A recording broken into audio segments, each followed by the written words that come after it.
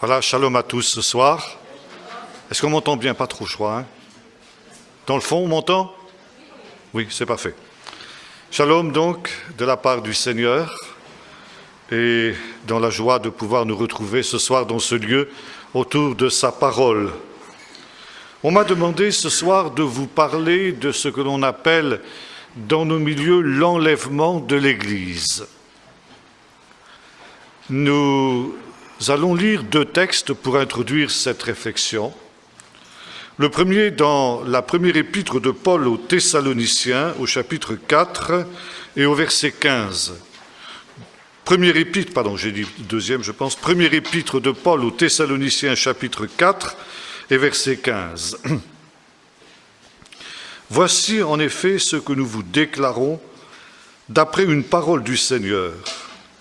Nous, les vivants, restés pour l'avènement du Seigneur, nous ne devancerons pas ceux qui sont endormis, c'est-à-dire ceux qui sont morts, car le Seigneur lui-même a un signal donné, à la voix d'un archange, au son du chauffard de Dieu, descendra du ciel, et les morts en Christ ressusciteront en premier lieu.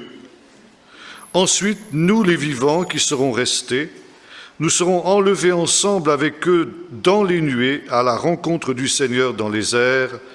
Ainsi, nous serons toujours avec le Seigneur. Et nous ferons une deuxième lecture dans la première épître de Paul aux Corinthiens, au chapitre 15, et nous lisons au verset 51. Première épître de Paul aux Thessaloniciens, chapitre 15 et verset 51. Oui, je suis un peu fatigué, vous voyez, je mélange un peu les choses. C'est Corinthiens, merci. Voici, je vous dis un mystère.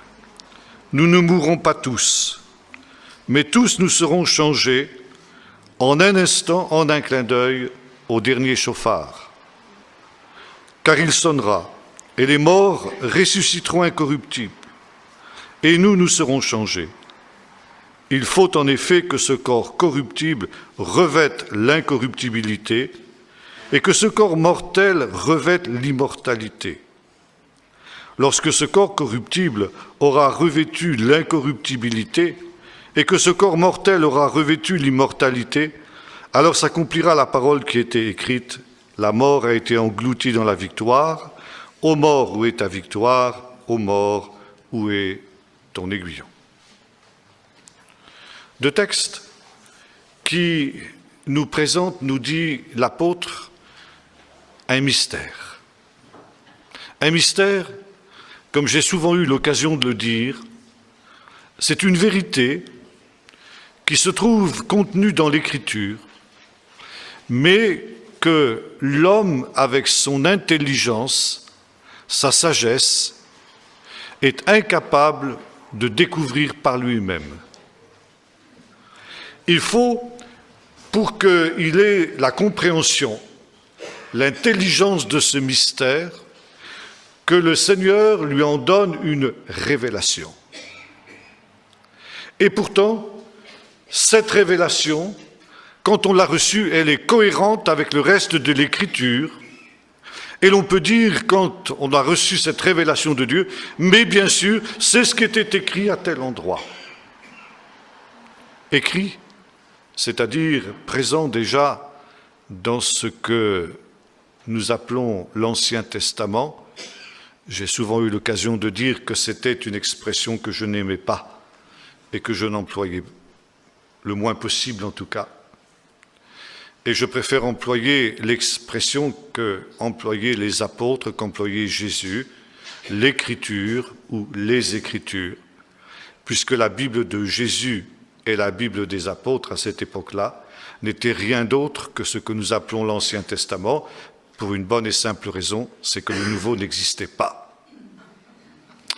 Alors, justement, il nous faut, avant d'aller plus loin, avant de revenir sur ces deux textes que nous avons lus, essayer de voir comment ce mystère était déjà présent dans l'Écriture, était déjà donné par Dieu comme une révélation à ceux qui avaient été inspirés par lui, mais comme nous est dit du prophète Daniel, qui ne l'avait pas compris en son temps. Il fallait une autre révélation qui devait venir ensuite pour que cette révélation puisse être possible. La première remarque que je voudrais faire à ce sujet, c'est que la Bible, le livre des psaumes en particulier, nous parle souvent d'un rassemblement. Voyez-vous, l'expression « enlèvement » ne se trouve pas directement dans les deux textes que nous avons lus. Il est simplement question d'être enlevé. Vous me direz, ça ne change pas grand-chose. C'est vrai.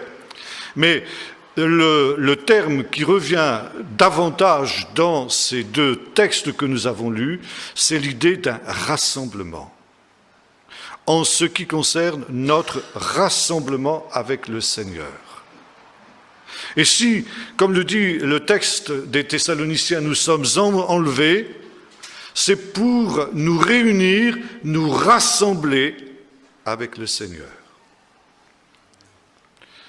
Et cette idée d'un rassemblement au temps dernier est déjà présente dans l'Écriture, ou si vous préférez, dans l'Ancien Testament. Et notamment, le livre des psaumes évoque souvent deux rassemblements. D'une part, le rassemblement d'Israël, et d'autre part, le rassemblement des nations. Et ces deux rassemblements qui auront lieu dans ce temps que les prophètes appellent le jour de l'Éternel, et à deux buts. Que ce soit pour le peuple d'Israël ou que ce soit pour les nations, le premier de ces buts est un jugement. Dieu va rassembler les nations pour les juger. Tout à l'heure, notre frère a lu un texte tiré du livre du prophète Daniel, et nous retrouvons aussi cette idée dans le livre du prophète Daniel. Dieu va rassembler toutes les nations au temps de la fin dans la vallée de Yoshaphat, ce qui signifie en hébreu la vallée du jugement. Ces nations vont être rassemblées pour un jugement. Et aussi, et c'est le deuxième aspect de ce rassemblement, pour un salut, pour une délivrance, pour une rédemption. Et bien sûr, ces deux thèmes semblent contradictoires, mais en fait, ils ne le sont pas, parce que justement, la nature de ce jugement sera celui d'un tri, d'une séparation.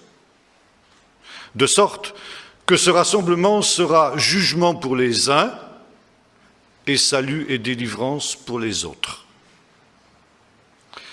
Nous retrouvons aussi cette idée dans le livre du prophète Ésaïe, déjà aussi on aurait pu évoquer Daniel 7, mais je voudrais lire deux textes, plus particulièrement dans le livre du prophète Ésaïe.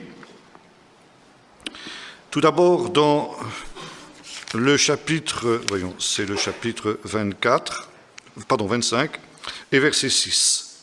Ésaïe 24, j'ai du mal ce soir avec les chiffres, 25 et verset 6.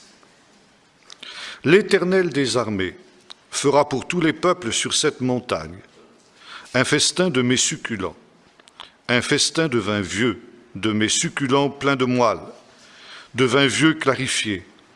Et sur cette montagne, il anéantit le voile qui voile tous les peuples, la couverture qui couvre toutes les nations. Il anéantit la mort pour toujours. Texte qui a été repris par l'apôtre Paul dans la première aux Corinthiens, chapitre 15, que nous avons lu tout à l'heure. Le Seigneur l'Éternel essuie les larmes de tous les visages. Il fait disparaître de toute la terre le déshonneur de son peuple, car l'Éternel a parlé. Deuxième texte, dans le livre du prophète Ésaïe, chapitre 27 et verset 12. Ésaïe 27 et verset 12. En ce jour-là, et les sages d'Israël nous disent que dans les prophéties, chaque fois que nous trouvons cette expression « en ce temps-là », « en ces jours-là »,« voici les jours viennent », il s'agit des jours du Messie, c'est-à-dire des jours de la fin. Donc ici, nous avons affaire à une prophétie qui concerne le temps de la fin. En ce jour-là, l'Éternel secourra les arbres, depuis le cours du fleuve jusqu'au torrent d'Égypte, vous serez ramassés un à un, fils d'Israël. En ce jour-là, on sonnera du grand chauffard, alors reviendront ceux qui étaient perdus dans le pays d'Assyrie, dispersés au pays d'Égypte, ils se prosterneront devant l'Éternel sur la montagne sainte à Jérusalem. Dans ces deux textes, le prophète Ésaïe reprend cette idée que tous les autres prophètes ont aussi évoquée, cette idée d'un rassemblement pour un jugement et pour un salut. Mais le prophète ici ajoute une notion très importante que nous retrouvons chez l'apôtre Paul, c'est que ce salut final sera aussi une victoire sur la mort. Et la mort sera engloutie, alors on peut traduire de deux manières, soit comme le fait l'apôtre Paul, la mort est engloutie dans la victoire, netzar en hébreu, ou on peut traduire aussi, la mort est engloutie et détruite pour l'éternité. Netzar, ça veut dire les deux choses. Donc les deux traductions sont possibles et se complètent. Et ici, il y a cette idée que la venue du Seigneur pour ce rassemblement final sera aussi un temps où il anéantira la mort. Parce que le règne de Dieu, car cette venue du Seigneur sera bien le règne de Dieu, ne peut être complet s'il reste encore un ennemi, s'il reste encore une seule sphère qui échappe à la souveraineté de Dieu. Et bien entendu, la mort est exactement le contraire de la nature divine. Dieu est le vivant, il est vie. La mort est un domaine qui lui est étranger, qui lui est opposé, qui lui est ennemi. Et c'est pourquoi, pour que le Seigneur puisse prendre possession de son règne, il faut que la mort soit anéantie. Et enfin, le prophète annonce aussi que dans ce temps-là, ce rassemblement qui aura lieu sur une haute montagne et qui sera comme un festin, Dieu prépare sur cette montagne pour toutes les nations, pour tous les peuples, un festin de mets succulents, sera précédé par le son du chauffard, la corne de bélier. Cette corne de bélier qui joue un si grand rôle dans les psaumes en particulier, parce qu'il sert à convoquer les rassemblements. Nous avons vu qu'il est question ici d'un rassemblement. Et notre texte nous dit, on sonnera de cette corne de bélier, de ce chauffard, et vous serez ramassés un à un, vous serez rassemblés. Vous serez rassemblés sur cette montagne où le Seigneur va anéantir la mort pour toujours. Et voyez-vous, nous retrouvons ces différents thèmes à l'époque de Jésus, notamment en la période que l'on appelle intertestamentaire. Il y a un point qui est devenu central dans l'espérance du peuple d'Israël, c'est la résurrection d'entre les morts. Cette victoire sur la mort, qui est aussi évoquée par l'apôtre Paul dans ce texte des Corinthiens, quand il cite le psaume 110, « Assieds-toi à ma droite, dit le Seigneur à son Messie, ton marchepied ». Et Paul nous dit, il faut qu'il règne jusqu'à ce qu'il ait mis tous ses ennemis sous ses pieds. Et le dernier ennemi qui sera vaincu, c'est la mort. Ce sera donc l'acte final et définitif de la rédemption, cette victoire définitive de Dieu sur la mort. On a appelé parfois les prophètes les fous de Dieu.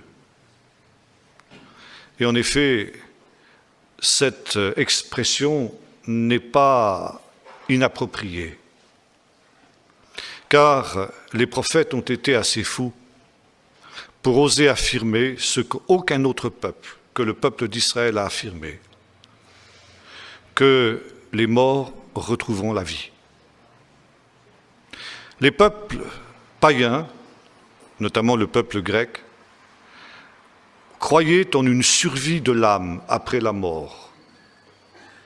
mais le peuple d'Israël, à partir de ces textes que nous avons lus, est le seul qui a affirmé qu'une résurrection corporelle des morts, ce n'est pas simplement spirituellement qu'ils ressusciteront, mais c'est bien corporellement. Et ceci est une chose très importante. Et l'apôtre Paul dira à plusieurs reprises devant ceux qui le jugent, vous lisez ça à la fin du livre des Actes, c'est à cause de l'espérance du peuple d'Israël que je suis mis aujourd'hui en jugement. C'est pour cette espérance après laquelle soupirent nuit et jour nos 12 tribus qui servent Dieu. Quoi vous semble-t-il étonnant que Dieu ressuscite les morts? Et lorsque le gouverneur romain a entendu cette parole, il s'est écrié « Tu es fou, Paul ». C'était la même réaction que celle des philosophes d'Athènes lorsqu'à l'Aréopage, Paul leur avait prêché l'Évangile et il nous est dit qu'ils l'ont écouté jusqu'au moment où Paul leur a parlé de la résurrection des morts. Et là, ils se sont moqués. Il faut être fou pour annoncer que les morts puissent ressusciter. Et voilà, même les Corinthiens, qui étaient des Grecs, qui s'étaient tournés vers Jésus, avaient du mal à accepter cette idée d'une résurrection des corps. Et Paul est obligé de leur rappeler qu'au centre de l'Évangile, il y a l'espérance de la résurrection. Et que cette espérance de la résurrection, elle est cohérente avec la foi d'Israël que l'on trouve déjà mentionnée dans l'Écriture. Et que sans cette espérance de la résurrection des morts, leur espérance est vaine et qu'ils sont encore dans leur péché. Car Jésus est ressuscité des morts. Il n'est pas ressuscité comme un esprit, mais il est ressuscité dans son corps. Et vous vous souvenez comment le soir de Pâques, quand les disciples étaient dans la chambre haute et qu'ils étaient dans la crainte, ils avaient fermé les portes à clé pour que personne ne puisse entrer, et soudain Jésus se présente vivant au milieu d'eux. Et la Bible nous dit qu'ils ont eu peur, ils ont cru voir un esprit, c'est-à-dire ils ont cru voir un fantôme. Et Jésus est obligé de les rassurer en leur disant « Pourquoi de pareilles pensées s'élèvent-elles de vos cœurs? Touchez-moi ! Et voyez que je suis bien un être de chair et d'os, alors qu'un fantôme n'a ni chair ni os, comme vous voyez que j'ai. » Et comme il ne croyait pas encore, nous dit l'Évangile, il a demandé à manger quelque chose. Non pas que Jésus glorifié dans son corps glorifié avait besoin de manger, mais il a voulu montrer qu'il pouvait manger et que par conséquent son corps physique était bel et bien ressuscité. Et dans l'Épître aux Corinthiens, au chapitre 15 que nous avons lu tout à l'heure, Paul nous dit que Jésus est ressuscité comme les prémices de ceux qui sont morts. Et que ce qui lui est arrivé ce matin de Pâques arrivera en tout cas à ceux qui auront espéré en lui et qui seront trouvés dignes d'avoir part à cette hors-résurrection, cette résurrection d'entre les morts. Parce que, nous dit l'apôtre Paul, il y a une résurrection des justes et des injustes, ce qu'avait annoncé aussi le prophète Daniel dans le chapitre 12, mais chacun revivra en son rang. D'abord le Messie, le jour de Pâques, comme prémisse de ceux qui sont morts, puis ceux qui ont espéré en lui lors de son avènement, lors de ce rassemblement dont il est question, et enfin tous les morts qui, au temps de la fin, seront rassemblés cette fois-ci pour un jugement. Ceux qui auront part à la première résurrection seront rassemblés pour le salut, ceux qui seront ressuscités à la troisième résurrection, si j'ose dire, si on considère que la première est celle de Jésus, alors seront rassemblés, eux, pour le jugement. C'est pour cette espérance qui est celle du peuple d'Israël, dit Paul, que je suis placé en jugement. Le peuple d'Israël attendait et attend encore la résurrection. Il y a une vieille prière juive qui nous dit ceci: « Je crois avec une foi parfaite dans la résurrection d'entre les morts. Et si elle tarde, je l'attendrai. » Et cet événement est associé avec d'antiques prophéties que nous trouvons dans le livre du prophète Zacharie au chapitre 14, où il est question de la venue du Messie. Il nous est dit ceci: le Seigneur viendra avec tous ses saints, et ses pieds se poseront sur la montagne des Oliviers. Alors il n'est pas dit expressément dans ce texte qu'alors les morts ressusciteront, mais à partir des autres textes, la tradition juive a estimé que c'était au moment où le Seigneur, c'est-à-dire le Messie, viendrait sur le mont des Oliviers, que cet événement de la résurrection s'accomplirait. Et si vous allez aujourd'hui à Jérusalem, notamment au mont des Oliviers, vous serez frappé de constater que les pentes de cette montagne sont en réalité un immense cimetière. Il y a des milliers de tombes qui sont dispersées sur les flancs de cette montagne. Et il y a des Juifs américains très riches qui se font transporter depuis New York, depuis Los Angeles, depuis Miami après leur mort, pour être enterrés au mont des Oliviers. Il y avait un pasteur de mes amis avec lequel je me trouvais en Israël il y a quelque temps, qui me disait: « Est-ce que tu crois que je pourrais moi aussi être enterré au mont des Oliviers ?» Je lui dis: « Oui, à ma condition que tu mettes le prix, parce que ce n'est pas donné. » Et puis tu sais finalement que tu sois enterré là ou ailleurs, le résultat sera le même. Mais effectivement, les Juifs pensent que plus près ils seront du lieu de l'événement, plus ils sont sûrs de participer à cette résurrection. Et voyez-vous, cette présence de toutes ces tombes sur le mont des Oliviers nous montre que le peuple juif est véritablement animé par cette espérance de la résurrection.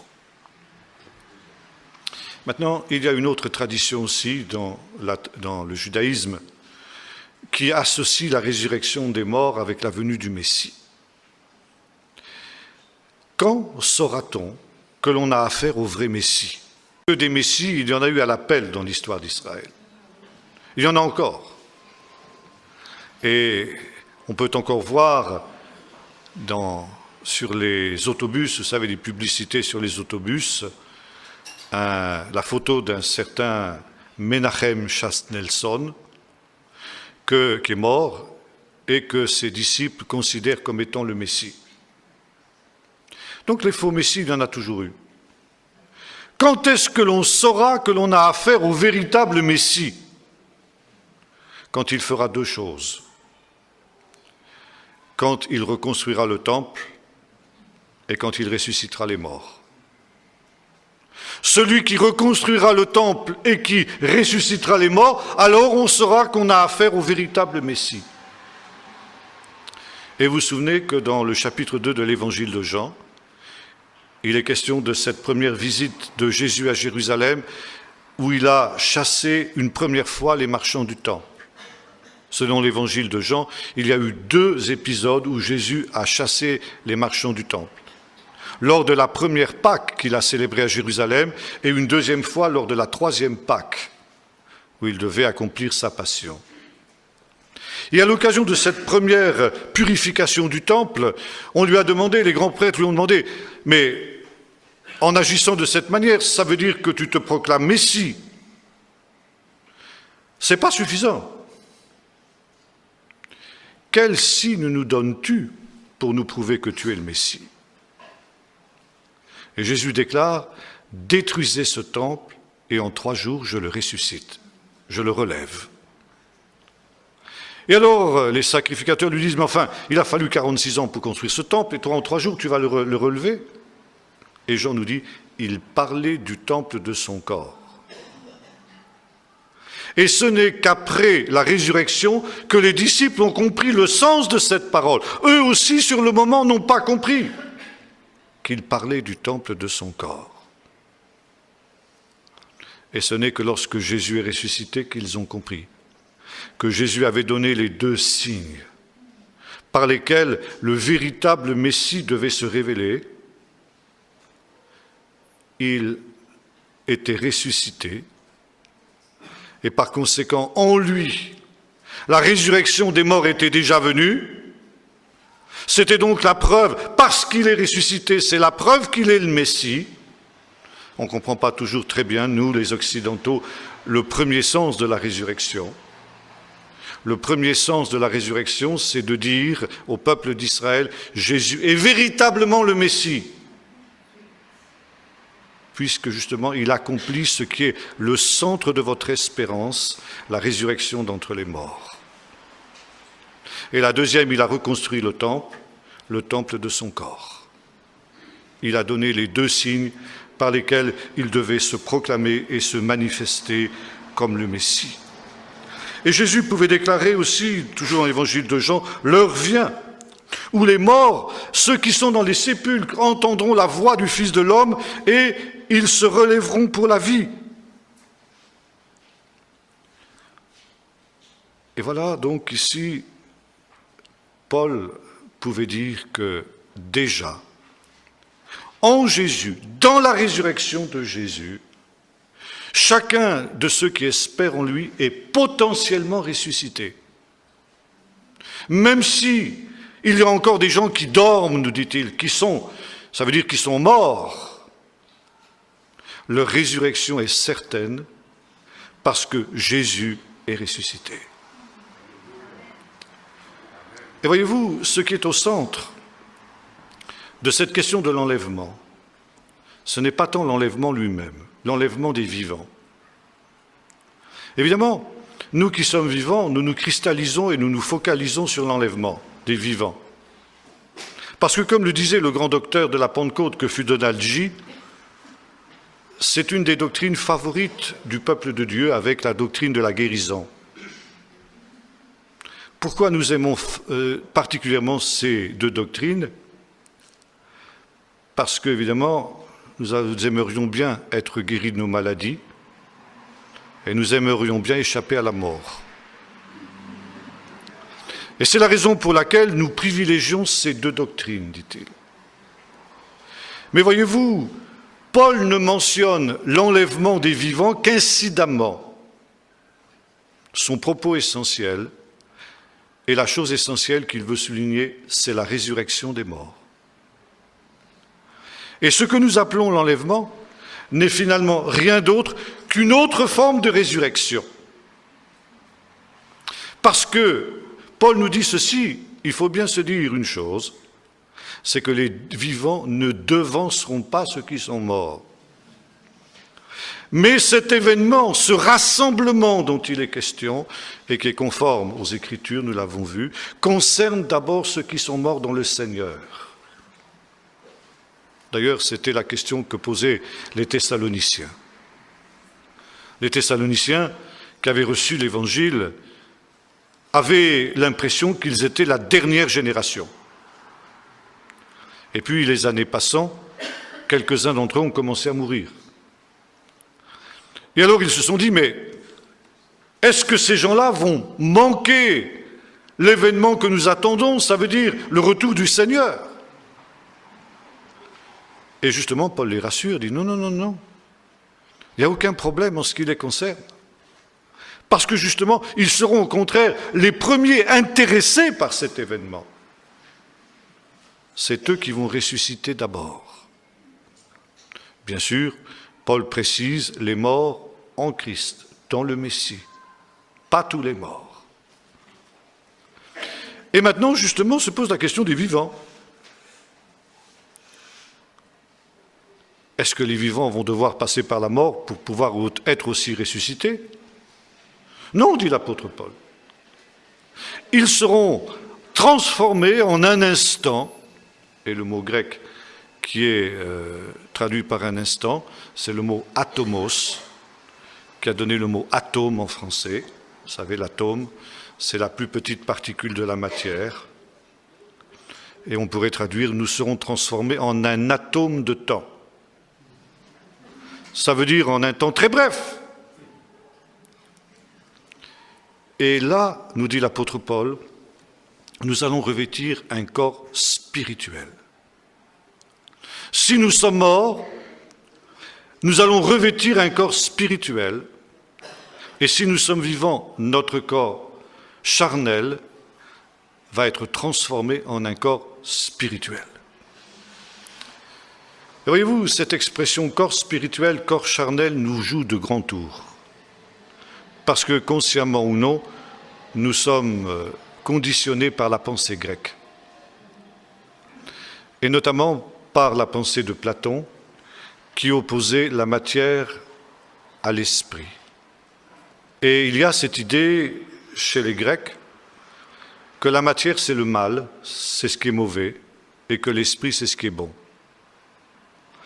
Et la doctrine de Platon, c'était que l'être humain est un être spirituel, bon et parfait, enveloppé dans une prison d'argile, dans une prison de terre qu'est son corps.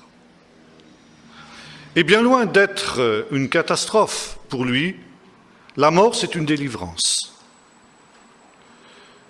Platon a décrit, entre autres choses, un passage très célèbre, qu'est la mort de Socrate, son maître.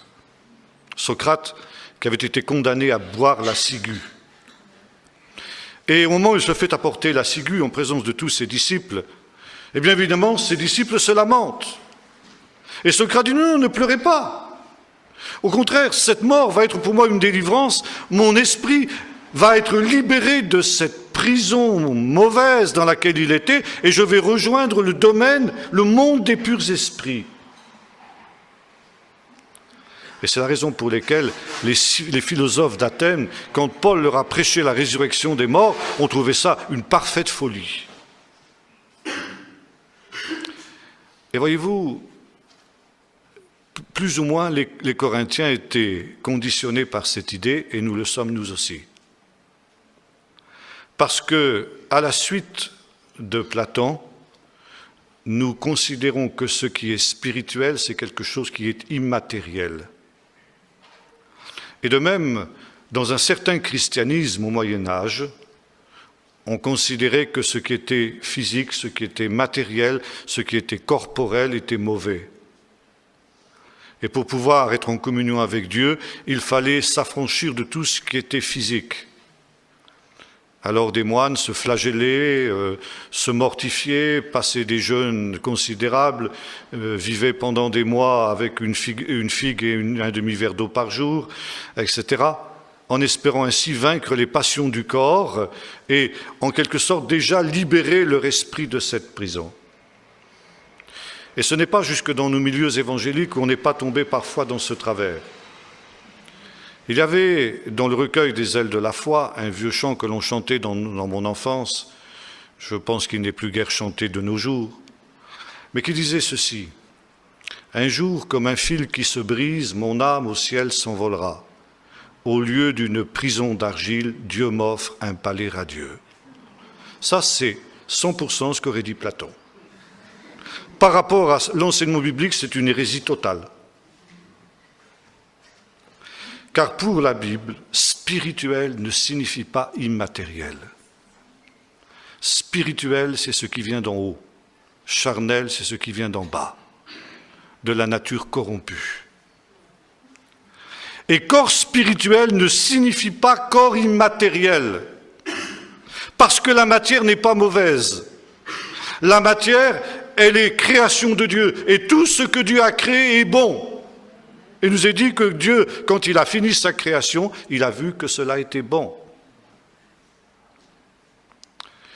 Et encore une fois, si au dernier jour, un domaine de l'univers échappe à la souveraineté de Dieu, Dieu n'est pas véritablement le roi et son règne n'est pas total. Et c'est pourquoi nous dit l'apôtre Paul dans le chapitre 8 de l'Épître aux Romains, il nous dit « C'est pourquoi la création physique, matérielle, attend aussi et soupire les douleurs de l'enfantement, elle attend la rédemption. Elle a été soumise à la vanité à cause du péché de l'homme, mais elle aussi, elle espère échapper à cette malédiction et avoir part à la glorieuse liberté des enfants de Dieu. » Et quand le Seigneur revient, au dernier jour sur le mont des Oliviers, c'est pour transformer toute la nature, tout l'univers. C'est tout l'univers qui aura part à cet événement glorieux, après avoir été purifié par le jugement de tout ce qui s'oppose à ce règne de Dieu, après avoir été purifié de tous ceux qui commettent l'iniquité, le mensonge, nous dira le livre d'Apocalypse, etc.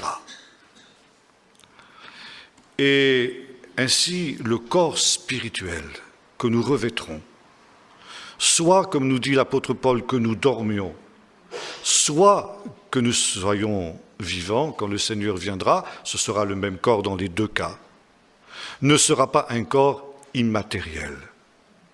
Ce sera le même corps que celui de Jésus. Le corps de Jésus, encore une fois, je l'ai rappelé tout à l'heure, n'était pas un corps immatériel. Il avait de la chair et des os. Il avait les marques de son supplice. Il a demandé à Thomas de mettre les mains dans les marques de ses blessures, de ses clous, de son côté. Par conséquent, c'était bien le même corps, mais un corps transformé, un corps glorifié, un corps qui avait des capacités que le premier corps qu'il avait ne possédait pas. Il pouvait aller et venir, disparaître ou apparaître à son gré. Il passait au travers de ces portes fermées. Il pouvait monter et descendre, il pouvait monter vers le Père et redescendre sur la terre en un instant. Il n'avait plus besoin de manger et de boire. Il avait, autrement dit, les capacités de vivre dans un autre monde, dans une autre réalité, dans une autre dimension. Mais c'était bien le même corps. Et Paul nous dit cela lorsqu'il nous parle dans l'Épître aux Corinthiens de ce corps que nous revêtirons au dernier jour. Il dit ce corps, il est semé méprisable, il est semé infirme, il est semé comme ce grain de blé qui tombe en terre, mais il va ressusciter glorieux. Il va ressusciter incorruptible. Il va ressusciter plein de force. Et voilà, Paul nous dit que ce sera justement le sort qu'attend les vainqueurs et qui participeront justement à ce règne éternel du Seigneur dans sa gloire, à ce festin éternel dont parlait le prophète Ésaïe quand il dit qu'il invite tous les peuples à participer à ce festin. Donc ici, voilà ce que l'Écriture nous enseigne.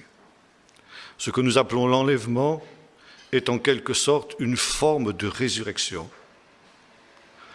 et d'une résurrection des justes. Maintenant, il y a une question qui se pose. Quand aura lieu cet événement? Maintenant que nous avons situé cet événement, nous l'avons lu tout à l'heure, lorsque le Seigneur reviendra, les morts ressusciteront. Et les vivants iront à la rencontre du Seigneur dans les airs. Et voyez-vous, lorsque nous lisons ces textes des deux épîtres aux Thessaloniciens, parce que la deuxième épître aux Thessaloniciens revient aussi sur ce sujet d'une manière un peu différente, bien qu'apparemment il y ait des contradictions, je vais en parler tout à l'heure, eh bien, il y a un double mouvement. Le Seigneur descendra du ciel au signal donné par un archange, nous dit l'apôtre Paul, au son du chauffard, cette réalité qu'il avons-nous dit, et ce qui appelle, d'ailleurs, il y a une vieille prière juive, qui est la prière du matin. qui dit ceci: « Sonne le grand chauffard de notre rédemption.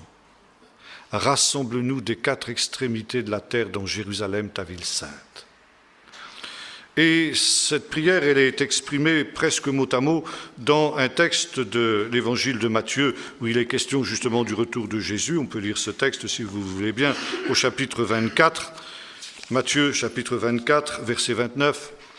« Aussitôt après ces jours de tribulation, le soleil s'obscurcira, la lune ne donnera plus sa clarté, les étoiles tomberont du ciel et les puissances des cieux seront ébranlées. Alors le signe du Fils de l'homme paraîtra dans le ciel. Toutes les tribus de la terre se lamenteront, elles verront le Fils de l'homme venir sur les nuées du ciel avec beaucoup de puissance et de gloire. Il enverra ses anges avec le chauffard retentissant, et ils rassembleront les élus des quatre vents, des quatre points cardinaux, depuis une extrémité des cieux jusqu'à l'autre. Sonne le grand chauffard de notre rédemption, et rassemble-nous des quatre extrémités de la terre dans Jérusalem, ta ville sainte. » J'espère que vous êtes des lecteurs assidus de la Bible, et qu'en tant que lecteur assidu de la Bible, vous savez qu'il y a deux Jérusalem. Vous lisez ça dans l'Épître aux Galates, et vous lisez ça dans l'Épître aux Hébreux. Il y a une Jérusalem d'en haut, et il y a une Jérusalem d'en bas. Et l'idée qu'on trouve dans ces deux textes, qui est une idée typiquement juive, parce qu'en hébreu, Jérusalem signifie qu'il y a deux Jérusalem. Yerushalayim, c'est un pluriel en hébreu.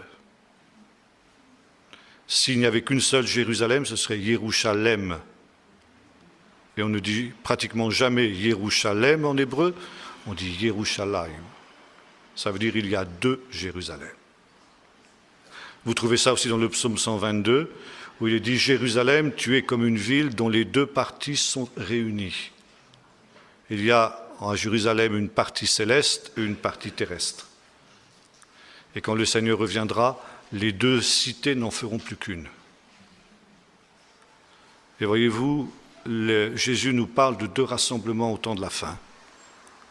Le rassemblement des Juifs dans la Jérusalem d'en bas, vous lisez ça dans Luc 21, verset 24, et le rassemblement des élus, ça veut dire des chrétiens fidèles dans la Jérusalem d'en haut, et leur retour avec le Seigneur sur cette terre.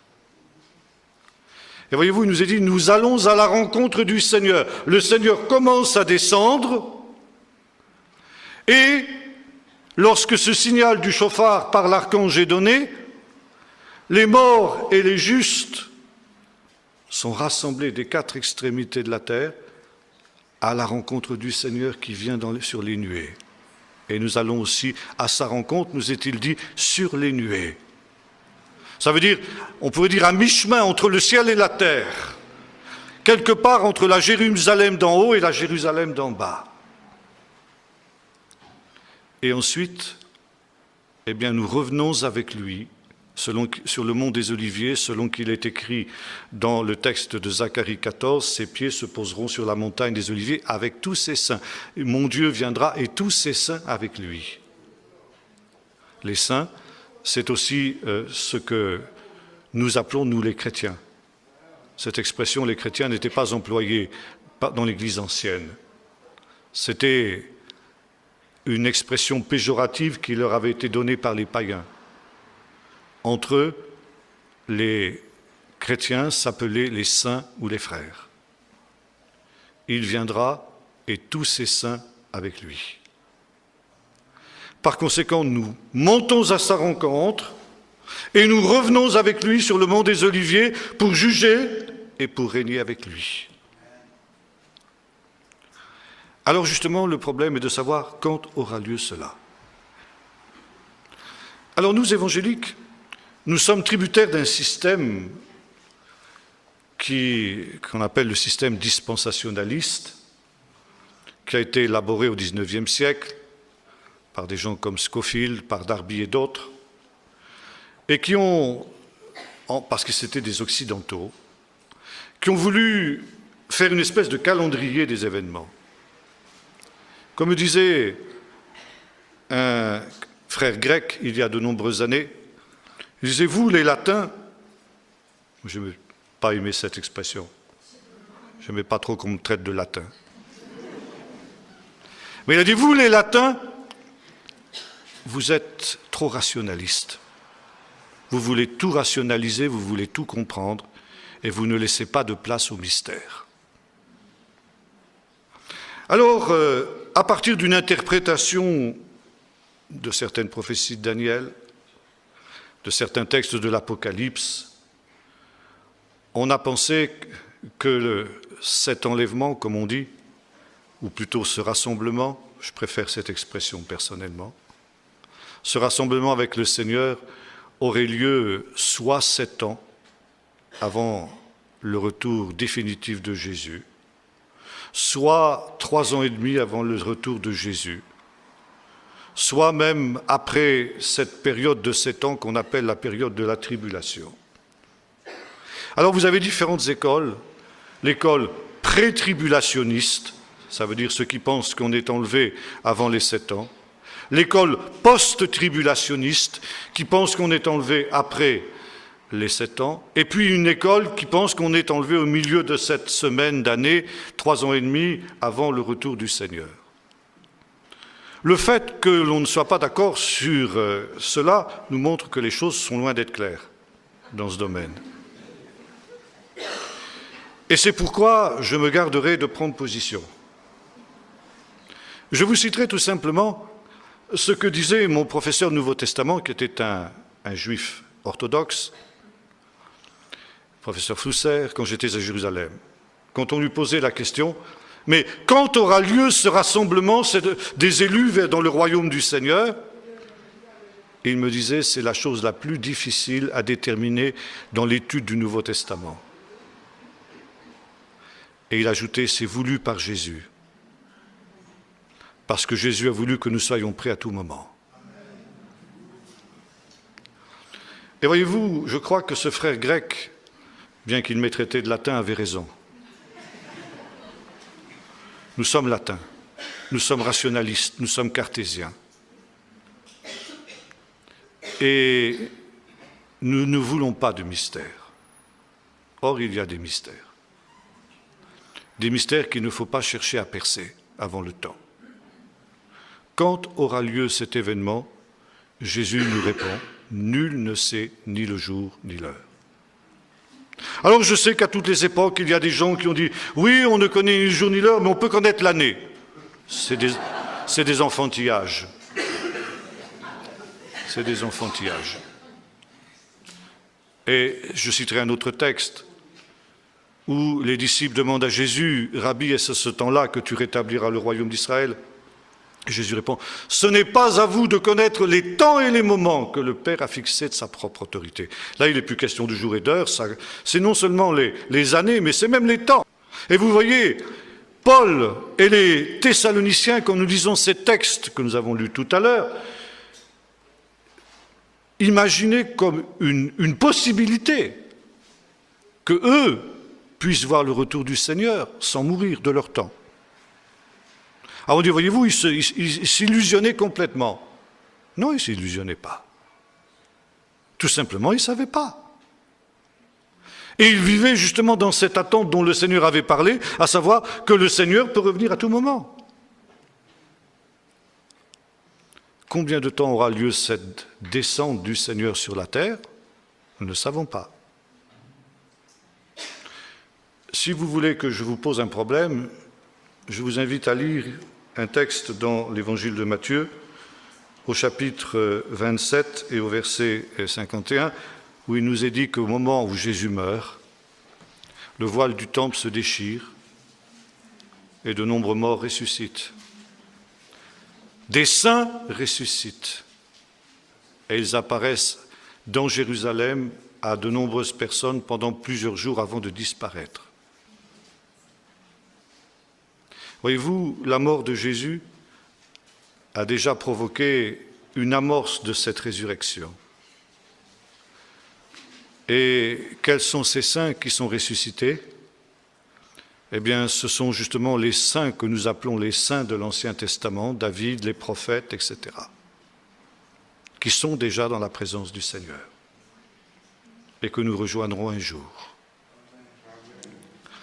Alors, quand ces choses auront-elles lieu, eh bien, nul ne sait ni jour ni l'heure.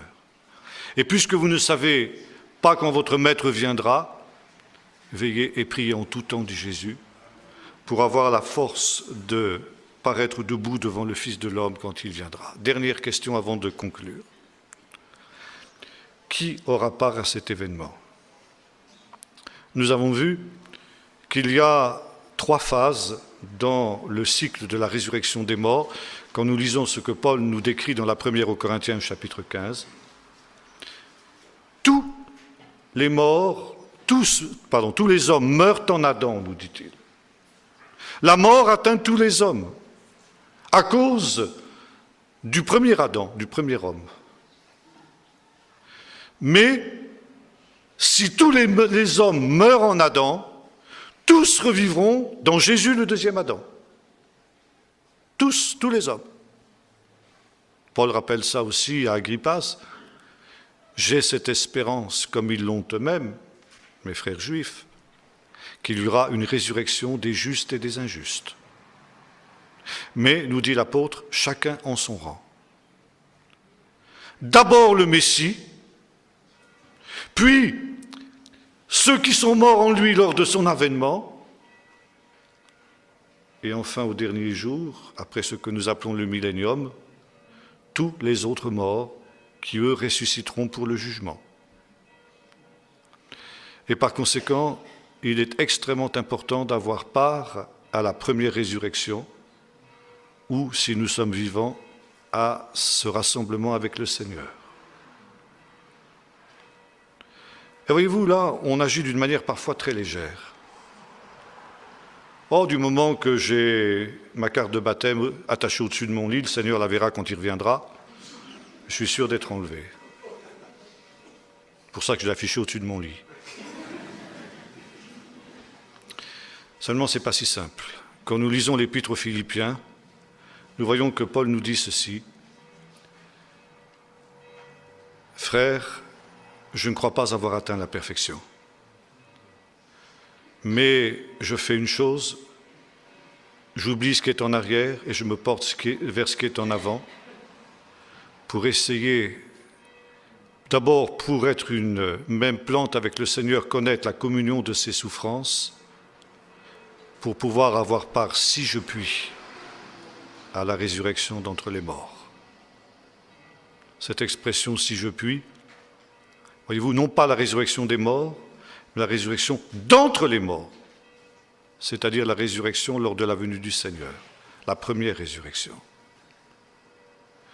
Eh bien, si Paul n'était pas sûr d'avoir part à la première résurrection, pauvre Jean-Marc Taubois.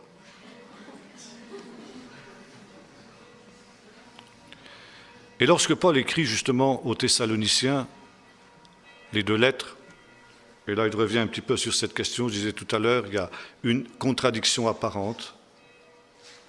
Paul nous dit, quand les hommes diront paix et sûreté, c'est là que le Seigneur viendra.